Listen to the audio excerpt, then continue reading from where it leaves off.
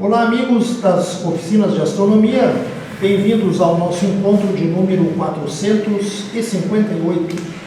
E hoje está aqui conosco, mais uma vez, o professor Délcio Basso, professor emérito da Faculdade de Física da Pontifícia Universidade Católica do Rio Grande do Sul e também um dos vice-presidentes da rede Ômega Centauri. Professor Délcio, bem-vindo mais uma vez às oficinas de astronomia. Qual será mesmo o nosso assunto hoje? Uma volta a mais que os dias do ano. Uma volta a mais que os dias do ano. Puxa vida, agora eu fiquei curioso. Pois é, né? Que bom! Essa é a ideia. Perfeito. Enfim, a ideia é tentar esclarecer alguns conceitos que a gente usa diariamente, né? Quando se fala em dia, o que é o dia? Né? Que dia é esse aí? E quando se fala em período de rotação da Terra, por exemplo, e se confunde com a duração do dia, mas novamente, que dia é esse? Né? Então nós vamos ver que é o dia solar médio. E vamos ver que ao longo de um ano, a Terra dá ao redor dela mesmo uma volta a mais que os dias do ano. Tá? Então, conseguindo esclarecer isso, espero que até pode ficar curta a apresentação, né? Mas já é um lucro, é um grande lucro, né? Esclarecer esses pontos aí. Bem, eu vou, assim, de forma bastante simplória, eu vou considerar que esse copo aqui é o Sol. E essa caneca aqui é a Terra. Ok? Se a Terra não girasse ao redor do Sol, mas girasse só ao redor dela mesma, ela daria, então, uma volta de 360 graus, ó. E o Sol ficaria de novo alinhado com a alça aqui, né? Isso aqui poderia ser, por exemplo, o Sol passando pelo meridiano local. A alça da caneca é o meridiano local. Mais ou menos. Ótimo. Tá? O que é passar pelo meridiano local? É o seguinte, ó, se a gente utilizar uma haste na vertical, quando o Sol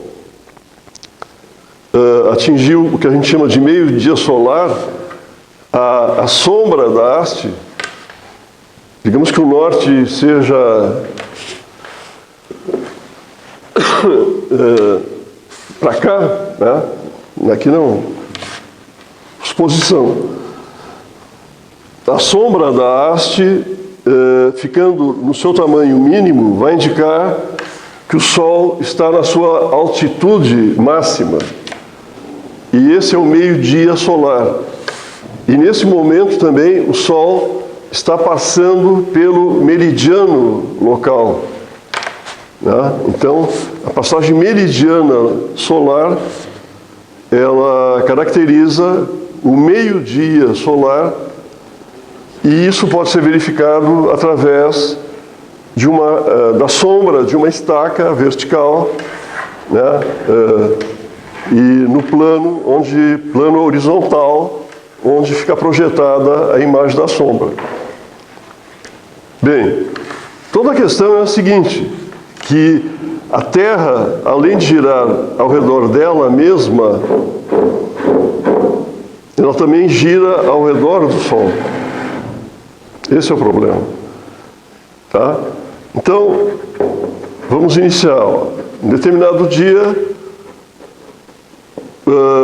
a pessoa vai fazer a medida do tempo que leva para deixar o Sol alinhado aqui, ó, né?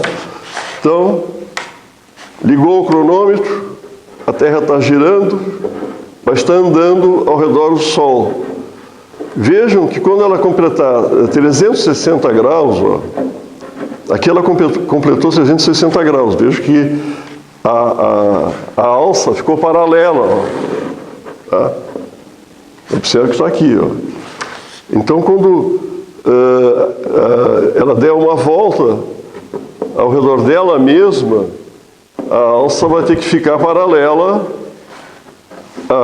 a essa posição inicial. Mas só que agora a Terra não está mais aqui, ela está aqui.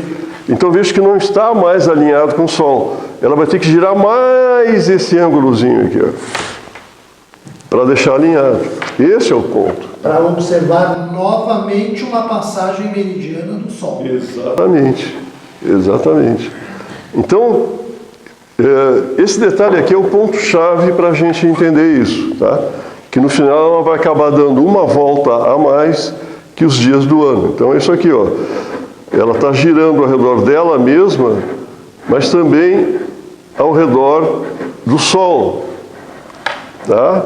Aqui ela completou 360 graus, mas não está alinhado com o Sol. Não está na passagem meridiana, ela tem que girar mais isso aí, ó. Bom, meio ano, melhor, antes, um quarto de ano depois, ela está aqui, ó. E essa estava assim, né? Então, um quarto de ano depois, vejo que a alça paralela com aquela posição inicial lá, tá? Um quarto de ano depois, para dar a passagem meridiana do Sol, ela já terá girado 90 graus. Então, somando esses pequenos ângulos que ela dá a cada dia, um quarto de ano depois, isto é, 3 meses depois, né? Ela já deu 90 graus a mais. Meio ano depois, 180 graus, porque ela vai estar aqui, né? 270, e finalmente quando ela tiver retornado a esse ponto, ela terá dado uma volta a mais que os dias do ano, né? O que o senhor acha, professor? Deu para entender? Genial, com certeza. Não, genial não é, mas... Eu nunca tinha visto esse enfoque, mas eu acho que é um enfoque que torna as coisas muito claras. Muito claras. Uma das maiores dificuldades quando se ensina rudimentos de astronomia de posição e se entra nesse assunto é fazer com que os alunos compreendam exatamente essa questão. Que bom, poxa. Né? Então é isso aí, ó. Ela vai girando. Todo o problema é esse, que ela gira ao redor dela mesma, e isso obriga a girar um pouquinho a mais de um dia para o outro. Então, voltando à estaca vertical, essa aqui, né? E onde a gente pode observar a sombra, digamos que o Sol atingiu a sua elevação máxima e a passagem meridiana, a sombra está no seu comprimento mínimo, né? O que caracteriza isso, a altitude máxima do Sol. Daí o cara aciona o cronômetro. No dia seguinte, quando ocorre novamente a mesma situação, de sombra mínima, passagem meridiana, ele para o cronômetro. Se ele fizer isso ao longo do ano inteiro, ele vai ver que não vai dar sempre o mesmo valor. Não vai dar sempre o mesmo valor. Às vezes vai dar mais do que o valor médio. E qual é o valor médio? O valor médio, que a gente chama de dia solar médio, é 24 horas. 24 horas equivale a 86.400 segundos. Né? Porque é 24 horas, 60 minutos e cada minuto tem 60 segundos. Então, 60 vezes 60 é 3.600 e vezes 24 vai dar 86.400 segundos. Então, se ele fizer essa medida ao longo do ano inteiro, vamos supor que ele possa fazer isso, né? Ele vai verificar que a passagem meridiana do Sol, ela, às vezes, dará um valor para esse dia solar, dará um valor menor que 86.400 e um valor maior. Mas fazendo a média ao longo do ano inteiro, dará, então, 86.400 segundos. Tá? Bom, vamos tentar esclarecer esse aspecto aí, né? Porque eu não vou nem falar em relógio atômico, que é um padrão mais exato para medir o tempo, né, do que a rotação da Terra, mas vamos procurar entender esse conceito aí.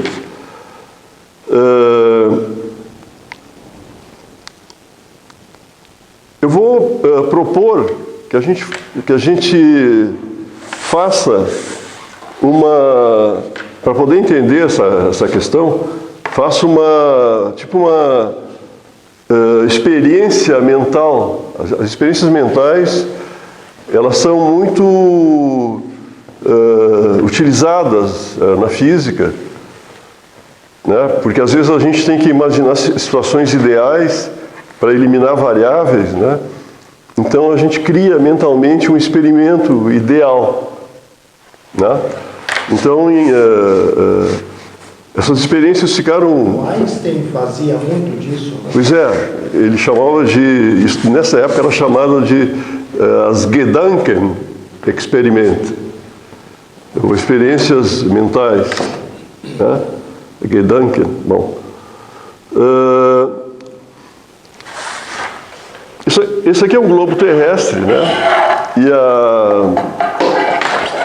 Observem que o eixo de rotação da Terra é inclinado.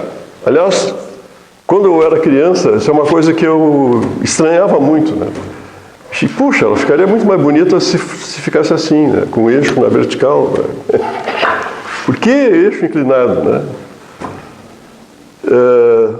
Bom, o fato é que ficou inclinado em função de toda a gênese, todas as etapas pelas quais o nosso planeta surgiu, todas as bangornadas que ele já levou, né? Principalmente com o aparecimento da Lua, né? O surgimento da Lua, que foi é como se a Terra tivesse tido outro nascimento, né? Mas isso é uma outra questão a ser abordada, né? Num outro momento também. Em outro momento, numa outra oficina. Isso. E por outro, né? E fazer um debate, enfim. Mas a experiência mental é a seguinte, ó. Vamos supor que o eixo da Terra está realmente na vertical. O eixo da Terra está na vertical. Vou pegar aqui a caneta. Tá? O eixo da Terra está na vertical e a Terra tem uma órbita exatamente circunferencial. É uma circunferência perfeita. Uma circunferência perfeita. Isso vai implicar numa velocidade orbital constante para a Terra. Ela vai descrever o que a gente chama de movimento circular uniforme. Se a Terra tivesse essa órbita, né, então uma circunferência perfeita, e o eixo da Terra vertical, essa experiência que o nosso o medidor do dia solar médio fez, a cada dia daria sempre o mesmo valor. Daria sempre o mesmo valor, daria 86.400. O ano inteiro. Tá? E com o eixo também na vertical, ele iria perceber que o tamanho o tamanho mínimo da sombra da estaca seria sempre o mesmo em todas as passagens meridianas do Sol ao longo do ano inteiro. Tá? Conclusão: se o eixo da Terra fosse vertical, o Sol, na passagem meridiana, estaria sempre na mesma altitude. Daria sempre a mesma sombrinha aqui, né? O mesmo comprimento. Tá? Digamos que ele, cada vez que ele fosse fazer a medida, ele batesse uma foto do Sol nesse momento. Tá? É uma foto complicada de fazer para não... Bom, eu sou do tempo do filme ainda, né, celuloide. Hoje em dia, com processos de gravação magnéticos, eletromagnéticos, enfim, e digitais, é possível, é mais fácil fazer isso. Tá? Então, cada vez que... Mas a dificuldade maior no experimento desses é a meteorologia, né? Então sempre... Meteorologia não importa se você está com uma máquina ali de filme... Mas daí, ó, tudo bem. Mas quer ver uma coisa ó, que poderia ajudar muito? Um sensor sensível ao infravermelho, né? Então, não necessariamente apenas a imagem do Sol no espectro visível, mas no infravermelho. Ia ajudar bastante. Tá? Bate a foto. Ó. Como o Sol estaria sempre na mesma altitude, tá? No final do ano, ele iria revelar, ou ele iria verificar que todas as fotos coincidiram umas sobre as outras.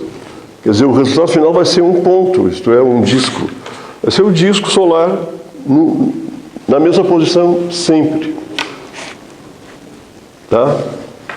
Então, esse é a primeira etapa do nosso experimento mental.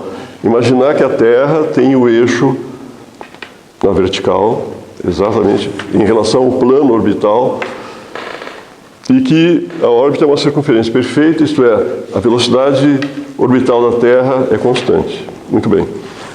Segunda etapa. A Terra com o eixo inclinado, né, como realmente é, 23,44 graus, né, com a vertical aqui.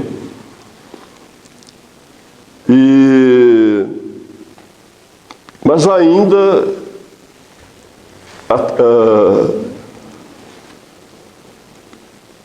ainda girando com velocidade... Com a órbita circular. Ainda com órbita circular e girando com velocidade constante. Movimento circular uniforme. Ainda MCU. Né? Só que agora o eixo da Terra está inclinado. O que vai acontecer? A tal de haste, essa aqui, né, que o sujeito observou ao longo do ano inteiro, a sombra, aí ele vai verificar que a sombra não será sempre a mesma. Vai ter uma época do ano em que ela vai ser muito pequena e vai coincidir, o valor mínimo dela vai coincidir com o chamado solstício de verão, para aquele local, para aquele hemisfério, né? E depois, quando ela atingir o comprimento máximo ao longo do ano, esse aqui vai ser o solstício de inverno, que é quando o Sol passa numa altitude mais baixa, né? E, por exemplo, na nossa latitude aqui, em torno de 30 graus, no solstício de verão, a gente tem a impressão que o Sol está na vertical, mas ele não está na vertical. Ele tá faltando aí uns 7 graus, mais ou menos, 6,5, né? 6 graus e meio. 6 graus e meio para ele estar na vertical. Então a gente olha assim, a sombra é muito pequena. A sombra é muito pequena. E quando o Sol passar no solstício de inverno, que vai dar a sombra maior, ele passa abaixo mesmo. Vai dar praticamente quase 30 graus, né? 36,5 graus de altura. Sim, sim, que seria 36,5. 36,5. Uhum. É baixo, muito baixo, né? Para uma latitude aproximadamente 30 graus.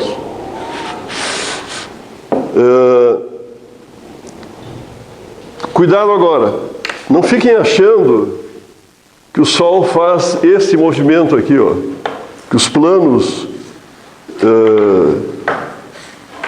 Bom, a essas alturas do jogo já ficou implícito que o observador considera-se parado, né? E o Sol é que vai se movimentar em planos mais elevados ou mais baixos, né? Não fiquem achando que o Sol faça esse movimento, que esses planos sejam articulados assim, ó. Não é isso. Porque se fosse isso, a duração do dia teria que ser exatamente a mesma. Não é isso. O Sol, ele se move em planos assim, ó, paralelos, e isso faz, ó, aqui nessa situação, ó, a duração do dia, obviamente, vai ser maior, tá? Daí ele vem assim, ó, e fica naquela altitude mínima. A duração do dia agora vai ser menor. Fica bem claro que ele vai descrever um arco de circunferência muito mais curto entre o nascer e o pôr do sol. Isso explica os fotoperíodos curtos que nós temos próximo ao solstício de inverno, né? E as noites longas. Exatamente. Então, no solstício de inverno, nós vamos ter o dia de aproximadamente 10 horas e a noite 14 horas, né? Enquanto que no solstício de verão é o oposto, né? O dia... Isso na latitude 30 graus. Sim, isso na nossa latitude 30 graus. Quanto maior a latitude, maior a diferença entre dia e noite. Quanto mais próximo do Equador, menor. Sim. Tem um probleminha aí, né? Que quando a gente sai fora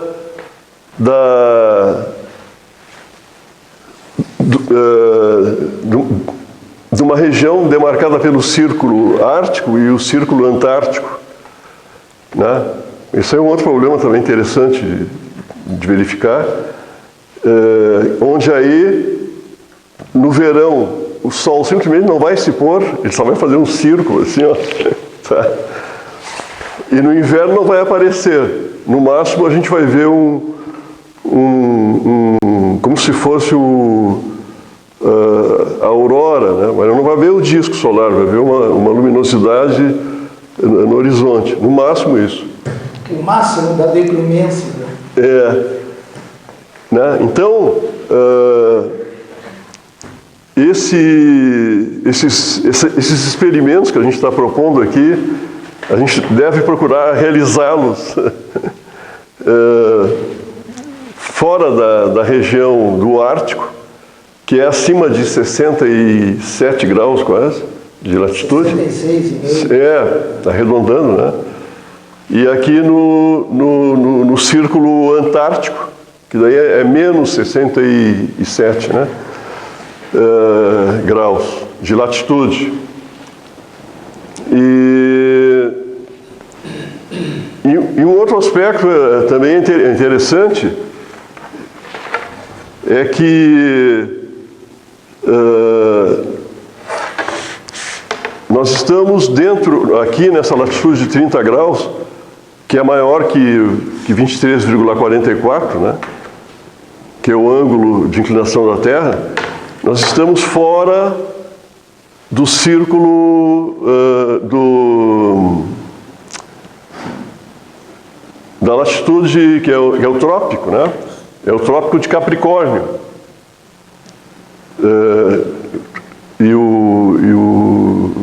Trópico de Capricórnio e o de Câncer, ou de Caranguejo. Né? Então nós, com 30 graus, nós estamos fora, estamos além desse... Isso significa que o Sol nunca ficará na vertical, quer dizer, nessa latitude aqui, 30 graus. Se um dia ele ficar, é porque ocorreu alguma coisa catastrófica, efetivamente. Né? E esse trópico, ele passa, para ter uma referência, ele passa perto de Jundiaí. Eu tenho uma filha que mora num condomínio lá no estado de São Paulo, chamado Porta do Sol, que era uma antiga fazenda, e fizeram um condomínio lá. E que fica exatamente em cima do trópico de Capricórnio, né? E deram esse nome bastante poético, Porta do Sol. Né?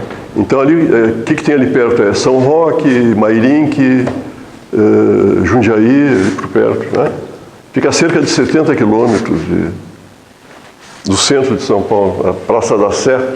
Eu conheço Mairinque porque lá fica a Chácara Orion, do nosso colega Carlos Colessante, que é um astrônomo amador da rede de astronomia observacional. Carlos Colessante. Colessante é um dos integrantes, um dos fundadores da rede de astronomia observacional, que tem membros em todo o Brasil, mas a sede lá em São Paulo. E lá nessa chácara, muito bonita, por sinal, eu estive várias vezes lá nas convenções que a REA fazia, a rede de astronomia observacional, e tem um observatório muito bonito lá, equipado, né, exatamente sobre o trópico de Capricórnio. Bom, logo, o que significa isso? Que no solstício de verão, ao meio-dia solar, o Sol, nesse local aí, estará exatamente na vertical. É o que se chama de Sol Apino. Sol Apino. Sol Apino. Tá? Quer dizer, a sombra ficará igual a zero. Né? Ficará... Ok. Então...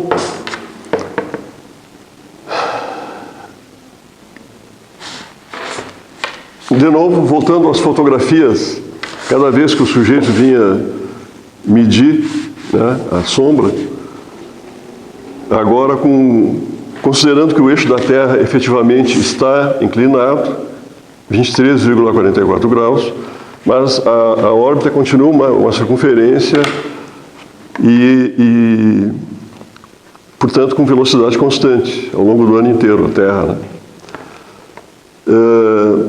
Como o Sol vai passar mais alto e mais baixo, mas vai levar sempre o mesmo tempo, ele não vai se atrasar para chegar no encontro aqui, e não vai se adiantar também, porque a velocidade dele é constante. Observando a foto no final do ano, a gente vai ver uma sucessão de pontos rigorosamente alinhados na vertical. Tá? Pontos. Vai dar dali uma risca luminosa, um risco luminoso. Não chegaria, não tanto, né? Porque de um ano para o outro ele percorre uma distância que é maior que o seu próprio disco, né? Então é uma sucessão de pontos muito próximos. O que o senhor acha? Olha, muito didático. Muito didático. Bom. E vou lhe dizer mais. Se o senhor quer saber, se o nosso ouvinte, o nosso telespectador também quer saber em que dias do ano, por exemplo, se ele mora na região de Sol, em que é possível ver o Sol Apino, né, latitudes inferiores a 23 graus e meio, em que dia do ano isso acontece, sabe o que ele precisa fazer, professor? ter um exemplar do Anuário Astronômico Catarinense, Isso. edição 2021, do nosso colega Alexandre Amorim, lá de Florianópolis, do Núcleo de Estudos e Observações Astronômicas. Se você não pediu ainda o seu exemplar, peça agora mesmo. Mande um e-mail para costeira1@yahoo.com, repetindo, costeira1@yahoo.com. Eu garanto que vale a pena. Muito bem. Então agora vamos completar a nossa experiência mental considerando a Terra girando da maneira como efetivamente ela gira, né? Numa órbita que não é uma circunferência. A curva que mais se aproxima da órbita da Terra, que a Terra realiza, é uma elipse de excentricidade pequena. Excentricidade pequena. Inclusive, se a gente desenhar... Posso dizer o valor atual? É 0,0... 0,1675. Eu ia dizer 0,017. Né? Bom, se a gente desenhar essa elipse com essa excentricidade, o sujeito vai olhar assim, não, mas isso aqui não é elipse, é uma circunferência. Quer dizer, possivelmente a espessura do traço da caneta ou do grafite... Não dá para distinguir Mas, enfim, esse fato faz com que a Terra altere a sua velocidade orbital. Né? No perigeu, que é quando a Terra está mais próxima do Sol... Periélio. Desculpe. Né? No periélio, quando a Terra está mais próxima do Sol, a velocidade é maior, né? E é cerca de 30 e quase 32 km por segundo, mais ou menos. Aproximadamente isso. Tá? E quando ela está no afélio, que é o ponto mais afastado do Sol, 29. Então vai dar uma velocidade média em torno de 30 km por segundo. Né? Que é 1 sobre 10 mil da velocidade da luz no vácuo, né, que é 300 mil km por segundo. 30 km por segundo, velocidade média da Terra, é a maior velocidade com a qual a gente pode contar aqui nesse planetinha para fazer experiências, né, e levar em conta, ver como se comporta em relação à velocidade da luz, né, que 1 sobre 10 mil já pode ser uma coisa que dê para medir, né? A gente vai ver que realmente dá para medir, né? Mas, então, como é que fica a experiência do nosso amigo aqui, né? Em relação à sombra? O que vai ocorrer é que quando a Terra tiver a sua velocidade diminuída, isto é, próxima do afélio, ele chegou aqui para medir a sombra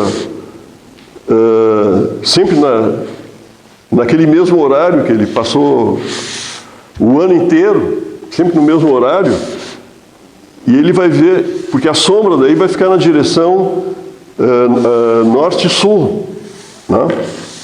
Esse é um outro detalhe importante. Na passagem meridiana do Sol, a sombra fica na direção norte-sul. Nós aqui no hemisfério sul, teremos o Sol passando na nossa frente aqui, ó. Tá? Fora dos trópicos, né? Acima no caso aqui seria em uma latitude maior que o ângulo de inclinação do eixo da Terra. Mas então ele vai ver aqui em determinados dias, mais para o afélio, né? O periélio ocorre lá por 4 de janeiro, né? Mas por aí, né? 13 de janeiro. 13 de janeiro. E o afélio, então, meio ano... 4 de julho. 4 de julho. Tá? Então ele vai ver que lá por 4 de julho vai dar uma... Ele vai ter que esperar um pouco mais para ver a passagem meridiana do Sol. Né? Por outro lado, quando chegar em 13 de janeiro, né? 13 de janeiro, que é quando a velocidade da Terra no periélio, que é quando a velocidade orbital dela fica máxima, ele vai chegar lá e já passou, né? Já passou. Então, é que nem um passageiro no ponto do ônibus, né? Tendo que pegar o ônibus sempre no mesmo dia. Dificilmente passa na hora certa, ou passa antes ou passa depois, não é isso? Enfim, ele vai verificar que, fazendo essa experiência, então, a 30 graus de latitude, né? Latitude sul, que é o nosso caso aqui, ele vai verificar que a passagem meridiana do Sol só vai ocorrer em duas situações. Só em duas situações. Que são os dois equinócios. O equinócio de primavera e o equinócio do outono, né? O equinócio de março. De março. O equinócio de setembro. Março e setembro. O equinócio de março é o outono e o setembro da primavera. Isso, marca o início de outono e o início da primavera. Só isso.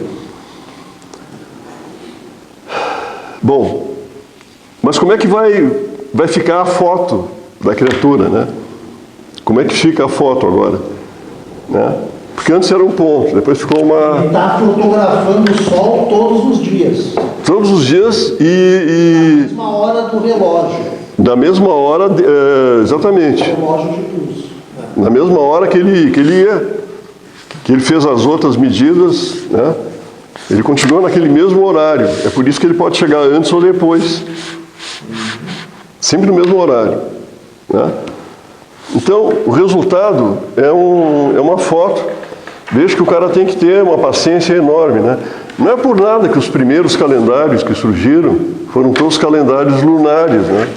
Porque é muito mais fácil o sujeito ficar um mês fazendo observações e tentando organizar os dias em um mês do que um ano inteiro, né? É complicado, né? E eu até acrescentaria mais, isso talvez dentro do assunto da nossa próxima oficina, que vai ser sobre calendários. Isso. A grande dificuldade de nós construirmos um bom calendário, um calendário que seja preciso ao longo de uma escala de tempo muito grande, é que nós teimamos em combinar o movimento solar com o movimento lunar e ainda com uma aberração chamada semana, que só tem 7 dias porque na antiguidade existiam 7 planetas. Os 5 que são planetas e mais o Sol e a Lua. Muito bem, isso então, aí. combine essas 3 coisas e ainda quer ter um calendário funcional e perfeito a longo prazo? Impossível. Exatamente. Bom, mas então, que foto a criatura iria revelar, né? Eu tenho aqui Teve um sujeito que teve a paciência de fazer isso, né? Em duas ocasiões diferentes. Essa aqui é a foto de uma revista bastante antiga. Falaste que saiu a primeira vez no... Essa foto apareceu pela primeira vez na revista norte-americana Sky and Telescope, em 1979. E essa aqui foi uma foto da revista Manchete, que não existe há muito tempo. Que reproduziu a matéria. Que reproduziu, seguramente reproduziu. Né? E, então, ele tentou fazer no ano anterior, mas não conseguiu enquadrar, saiu fora do enquadramento. E repetiu tudo novamente no ano seguinte, e com sucesso. Então, ele também bateu foto do que tinha aqui no horizonte, que são as árvores e a casa, e sobrepôs. Na realidade, são 2 fotos, digamos assim.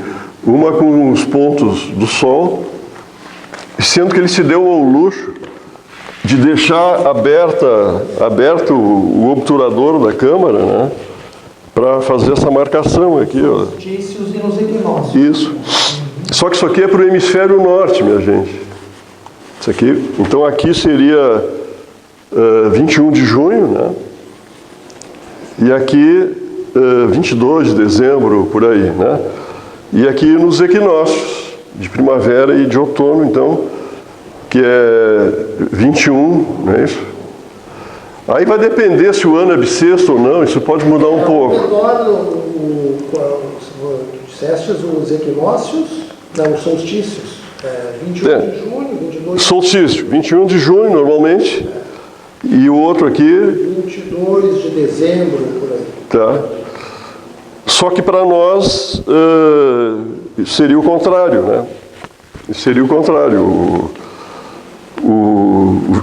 Aqui o Sol estaria mais alto e o outro aqui embaixo, né?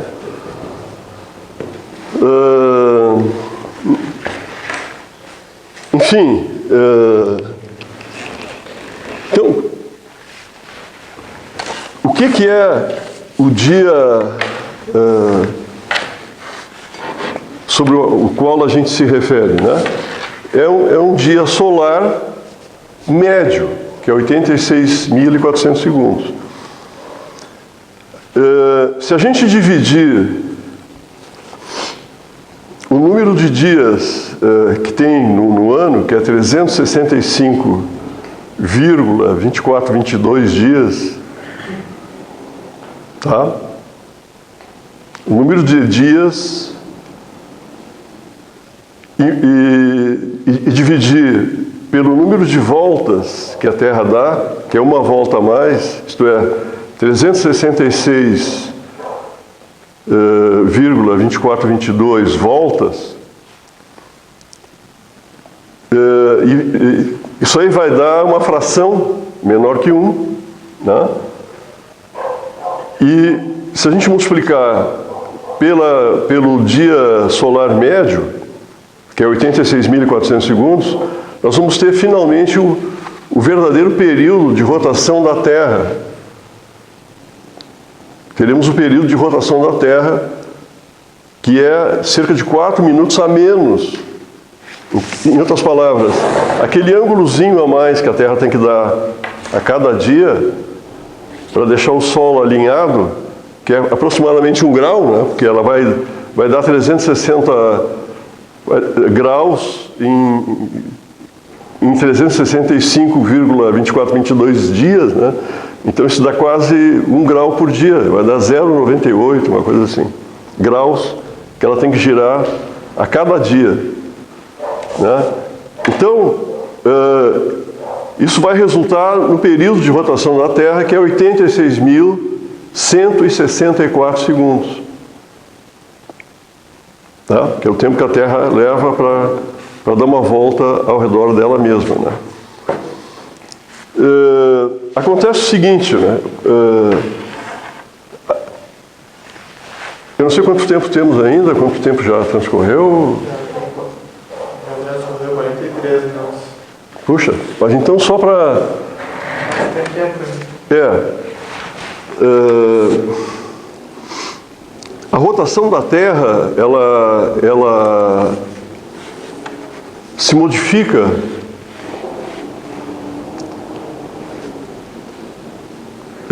porque a distribuição de massa na superfície da Terra e também a ação da Lua sobre a Terra alteram essa rotação, né? Por exemplo, com relação à distribuição de massa, nós temos uma tendência a engordar aqui na cintura, né? Geralmente, né? O nosso planeta também. De que maneira? Os rios vão erodindo as margens, tanto no hemisfério norte como no hemisfério sul, e, em função da rotação da Terra, isso cria correntezas que vão levando esse material para a região do Equador, né? Uma erupção vulcânica que está trazendo material de dentro da Terra e jogando para fora, está também aumentando o que nós chamamos de momentos de inércia da Terra, né? Então, quando alguma coisa está girando,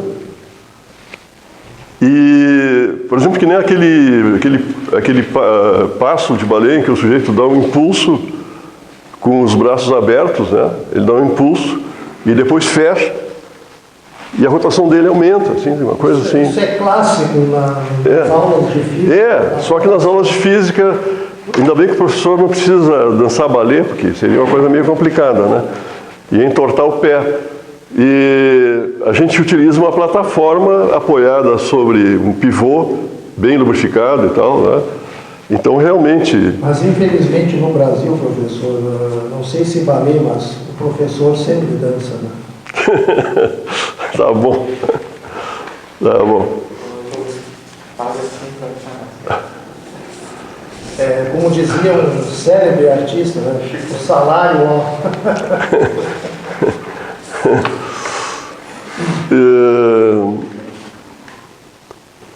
Uma outra questão, então, também é a ação da Lua sobre a Terra. Aliás, como eu falei antes que a Terra descreve uma elipse ao redor do Sol, temos que lembrar o seguinte, ó, que a Lua e a Terra estão girando ao redor de um ponto, que é o centro de massa desse sistema. Esse ponto, ele não coincide com o centro da Terra, ele está a 4.200 quilômetros do centro da Terra.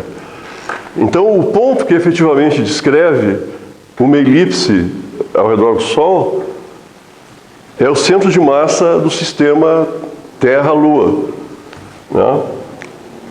A Lua, como satélite da Terra, é uma anomalia, porque, de um modo geral, os satélites naturais são sempre muito menores que o planeta que eles orbitam, né?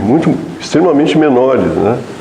Mas Europa tem oceanos, Titã tem atmosfera, não é isso? Tá, mas compara esses satélites com o tamanho de Júpiter, né? Ou de Saturno. Ou Saturno. Titã, Saturno. Né? Então, essa é mais ou menos como uma criança tendo que levar um cachorrão, assim, um São Bernardo, né, para passear. É mais ou menos isso. Então, sabe aquilo que a gente costuma fazer com os filhos quando eles são pequenos, né, que a gente segura assim e começa a girar, né, enfim, mas a gente tem que se inclinar um pouco para não perder o equilíbrio, né? Então, aonde que está o centro? Não está nem na criança e nem no adulto, está mais próximo do adulto. É exatamente isso que acontece com Terra e Lua, né? Então, é como se a Lua e a Terra dançassem uma valsa ao redor do Sol, né? Girando e tal. Mas o ponto, efetivamente, que descreve a elipse... Belíssima comparação. Belíssima comparação. Mas o ponto que descreve a elipse, efetivamente, é esse centro de massa que cai dentro da Terra, né? Então, dizer que a Lua gira ao redor da Terra não está equivocado, a Terra gira. Mas a Terra faz um bambolê aqui, ó. E é esse bambolê que acaba causando a outra protuberância, né? No caso das forças de maré, tem duas ondas de maré. Uma que é produzida pela ação da Lua e a outra devido a esse outro movimento que gera um efeito inercial que empurra a água para o outro lado, né? Mas então quer dizer que a Terra é que nem aquela bola de futebol americano, né? Oval. Não é nada disso, né? Quer dizer, um fabricante de bolas de bilhar não consegue fazer uma esfera tão boa quanto a Terra, né? Quer dizer, o achatamento da Terra também é outra coisa que se exagera nos livros de ciência para destacar, a Terra é achatada, mas não é nada disso, né? Pega as fotos tiradas da Terra do espaço, é um círculo perfeito, né? Porque é uma diferença de quê, né? O raio equatorial o valor médio é 6.400 e pouco. Então, são dezenas de quilômetros em 6.400, né? Então dá um negócio muito pequeno, né? Alguma coisa da ordem de algumas dezenas de quilômetros, talvez 35 quilômetros, alguma coisa assim. Isso, né? Então, mas na medida em que a Lua deforma a Terra, e em particular os oceanos, e a onda de maré avança pelo globo, o atrito vai dissipando, vai freando a Terra. E com o frenamento da Terra, para conservar a quantidade de movimento do sistema Terra-Lua, a Lua vai se afastando da Terra. Isso significa, professor, que daqui a 1 milhão de anos não vai ter mais eclipse total do Sol. Pô, só me avisaram agora, me pouparia trabalho de ter gravado a oficina sobre as voltagens e anulares de Portugal. 1 milhão de anos, só haverá 1 milhão de anos. só haverá eclipses anelares ou anulares, né? Anulares. Ou anelares, também já vi. Mas enfim, anulares. Isso também significa que na época lá dos dinossauros, a Lua era fantástica, era imensa, porque ela estava muito mais perto da Terra. Só que naquela época não havia namorados. Pois é, não, mas quem pode garantir que os dinossauros também não eram românticos, né? Não vamos esquecer que as aves são descendências diretas dos dinossauros, né? É verdade. E elas são algumas, né, são muito amorosas, né? Mas é isso, então vejo quantos assuntos tem para a gente poder abordar, né? Mas se hoje, né, modestamente, eu conseguir sugerir, né, o que é o dia solar médio e o que é o período de rotação da Terra. Aliás, se a gente quiser medir o período de rotação da Terra, que também é chamado de período sideral, é muito simples, é só não pegar o Sol. A única estrela que não dá para pegar é o Sol. Pode pegar qualquer outra. Pode pegar qualquer outra. Por que não pode pegar o Sol? Porque a gente gira ao redor do Sol. O Sol faz parte do nosso sistema aqui, né? Então, pode pegar até a Alfa Centauro, que é a mais próxima aqui, né? É 4 e pouco. E aí o intervalo entre duas passagens meridianas sucessivas Isso. da Alfa Centauro Isso. vai dar um dia sideral. Exatamente. Já mede direto, não precisa fazer o ano inteiro isso aí, né? Tá? Escolhe uma estrela e é aquela ali. Esse nosso observador aqui é uma pessoa muito diligente. É isso aí. Muito persistente. O senhor gostaria de acrescentar mais alguma coisa? Não, acho que foi realmente... Só gostaria de lembrar, né, que se dá o nome de equação do tempo a esse atraso ou adiantamento que o Sol mostra na hora da sua passagem. Eu vou... Na sequência. Abordar isso. Perfeito. Vou fazer uma referência a isso. Bom, muito obrigado, então. Obrigado pela atenção. Nós é que agradecemos essa conversa interessantíssima com o professor Délcio Basso e voltaremos com ele na próxima oficina de astronomia. Até lá.